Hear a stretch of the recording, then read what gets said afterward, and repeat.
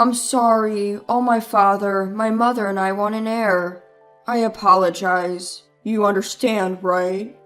With these words, I was asked for a divorce by my husband, whom I deeply loved, all because we couldn't have a child. My name is Nancy. I married my husband Daniel when we were 25 years old. We originally met at our friend's house party, immediately hit it off, and our relationship developed. We got along well since then, and on our second anniversary, Daniel proposed to me. I grew up in Idaho and have been working in New York since graduating from college.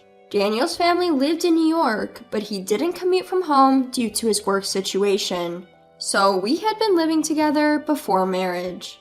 After Daniel proposed to me, I brought him back to my hometown in Idaho. My parents were thrilled with our marriage, especially my dad, who took a liking to Daniel and enjoyed drinking with him. Several weeks later, it was time for me to greet Daniel's parents, and I was very nervous. I had never thought I'd feel so anxious to meet my love's parents like this.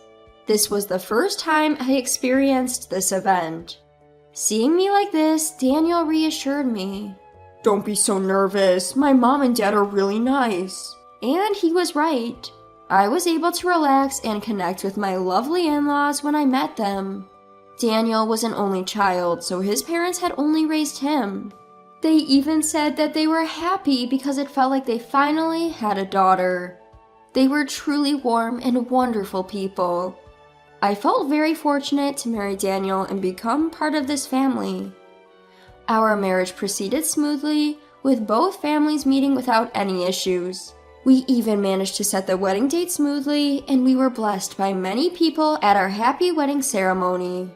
Truly, it was the happiest moment of my life. With our marriage registration, we rented a new apartment and started living together. The distance from our in-laws' house was not too far, but they told us, "You should enjoy your newlywed life together. If you need help, we'll be there." So, we started our new life as a couple. Our days were genuinely happy, and no matter how hard work was, knowing I would come home to my beloved husband made it bearable. On our days off, my husband and I would watch movies, go out to eat delicious food, and sometimes we would visit his parents' house and have a meal with them. But then, one day about a year into this blissful routine, a conversation arose while we were visiting my husband's family, and I was sipping tea they had served. "So, when will you two be having children?" The question came out of the blue and nearly made me spit out my tea.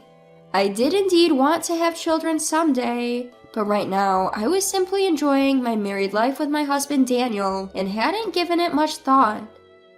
Daniel didn't react at all when his parents asked, so I replied instead, "Well, children are indeed a blessing, but for now I'm perfectly happy with just Daniel," I answered instead. With that, my father-in-law's eyebrows shot up, and he put down the newspaper he had been reading and responded, "Nancy, you know you can't take your time on these things. You'll be at the age soon where it won't be easy to have children. You should have them while you're young and have the energy to raise them."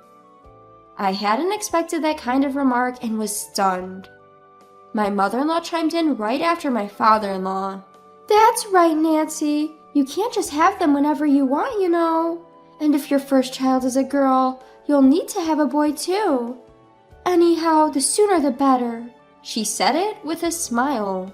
I quickly glanced at Daniel, but he was playing with his phone and didn't respond at all. The vibe in my in-laws' house was as if it was a perfectly normal conversation, and I felt bewildered. Is it necessary to have a boy?" I asked hesitantly. My in-laws looked surprised and opened their eyes wide. "What are you talking about? Of course, it's necessary to have a boy for inheritance purposes. That's why we approved of your marriage so quickly." They said it as if it was the most obvious thing in the world. An heir? A boy is necessary? I couldn't understand at all. I had wanted a child with Daniel, but the gender didn't matter to me. All that mattered was that it would be our child. not just a simple preference for a boy. They wanted me to give birth to a boy. No, they wanted me to give birth to an heir. When I realized this, I felt sad. I thought they were so welcoming when we announced our marriage, but I never imagined it was because they wanted me to bear an heir. After that, my in-laws went on about how it would be better to have a child sooner and how a daughter would not be of much value, blabbing on with their self-righteous talk. Throughout the conversation, my husband didn't participate at all, but when he did open his mouth, all he said was, "We'll have a child eventually, just be patient." When we returned home, I revealed my true feelings to him. I do want a child, but I don't mind if it's not a boy. I love a girl just as much, and I hope your parents would too. However, my husband reacted as if it was a bother, saying, "Well, if you have a girl, you just have to try for a boy next. Then my parents will forgive you." What does he mean, forgive you? Would it be wrong if I had a girl? The thought scared me.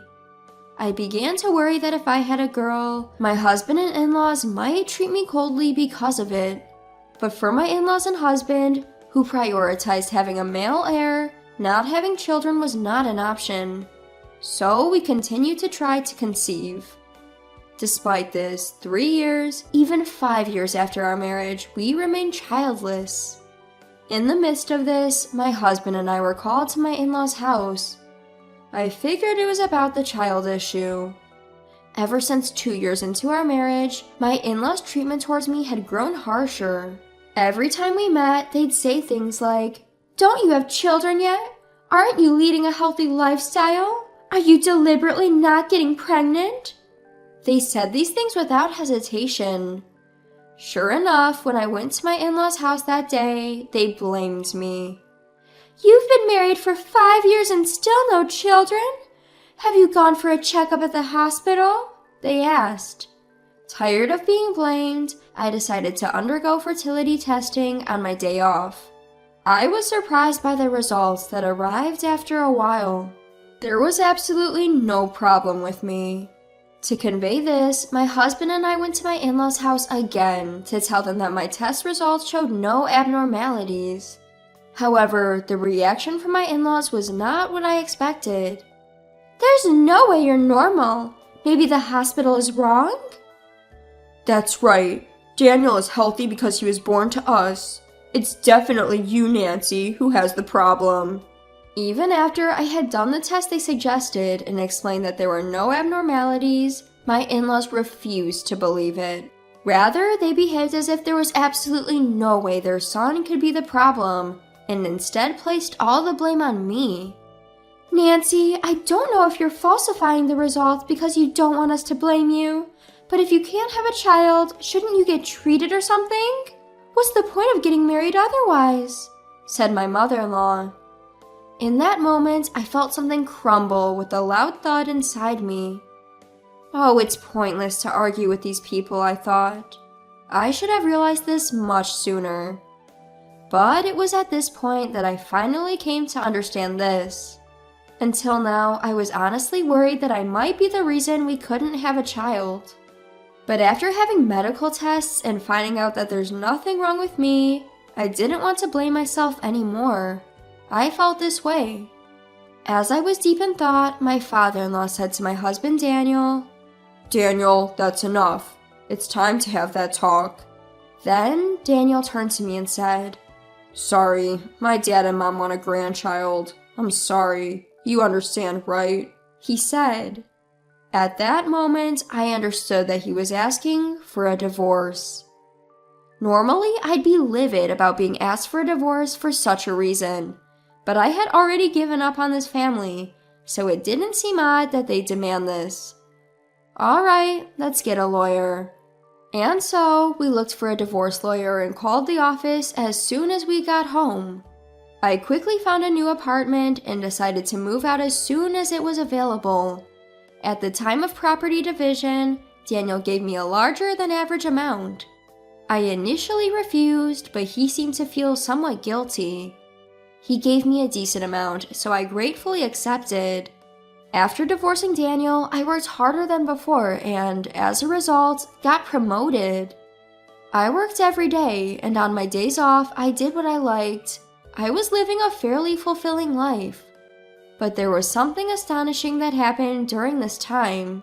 About 2 months after the divorce, I found out through a mutual friend that Daniel had remarried. I thought, getting married again only 2 months after a divorce? Huh? But maybe they had been involved since we were married. Otherwise, it's hard to imagine a remarriage in such a short period of time. But I had received a decent amount of property, and I had no lingering feelings for my ex-husband, so honestly, I didn't care. I continued to focus on my work, and about 4 years after divorcing Daniel, I remarried a man who was 3 years younger than me. He knew that I was divorced, but he still wanted to be with me. For me, who had been focused solely on work for a while, he was a truly healing presence, someone who always made me feel calm when we were together. To my surprise, I became pregnant soon after we got married. We had a boy who, just like his father, had a gentle face. My husband, who loved children, was very cooperative in child rearing, which helped me recover quickly and return to work. 3 years later, I was blessed with another child with my husband, and this time it was a cute girl. My husband was even more doting on our daughter than he was on our son, to the point of astonishing both me and our son. Nevertheless, we were spending every day with ceaseless smiles, full of happiness. Our daughter started going to daycare, and I was back at work. One day, my husband suggested I should relax a bit, so I went out for drinks at a bar with my work colleagues after work. There, coincidentally, my ex-husband was also drinking with his colleagues and started a conversation with me as I was about to leave. "You got remarried, didn't you?" He nodded awkwardly. "But we didn't have any kids. Turns out my new wife was infertile. She said she couldn't handle the pressure from my parents and left," he shared. "Huh? Is she?" When I responded to him dismissively, suddenly he grabbed my shoulder. "Hey, Nancy, why don't we start over? I'd rather be with you if I can't have kids. I think I'd be happier." He made such a self-centered proposition. I was pissed and responded, "It's too late now." I retorted and opened the pictures of my children on my phone, shoving it in front of my ex-husband. Seeing the pictures, my ex-husband was visibly shaken, stuttering. "Whose kids are these?" "They're mine. They're the children I had with my current husband.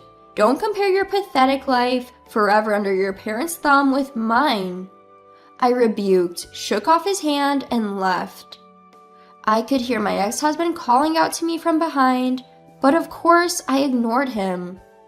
The thought of my clueless ex-husband, who still didn't realize his own fault, made me sick. When I got home and told my husband about the incident, "It was the right decision to divorce him. Thank you for marrying me and giving birth to our adorable children." I felt truly grateful from the bottom of my heart for having a chance to start over with this man. A few days later, my ex-mother-in-law, who had probably heard the story from my ex-husband, contacted me on my phone. "I'm sorry for the past. I heard you have children now? A boy, isn't it? Come visit us sometime," she proposed. However, I had no intention whatsoever to let my children meet my ex-in-laws or my ex-husband. I knew that nothing good would come out of it.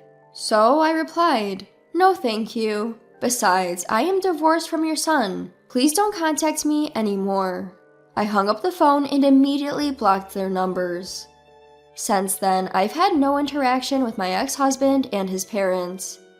If I could help it, I would never want to see or hear from them again.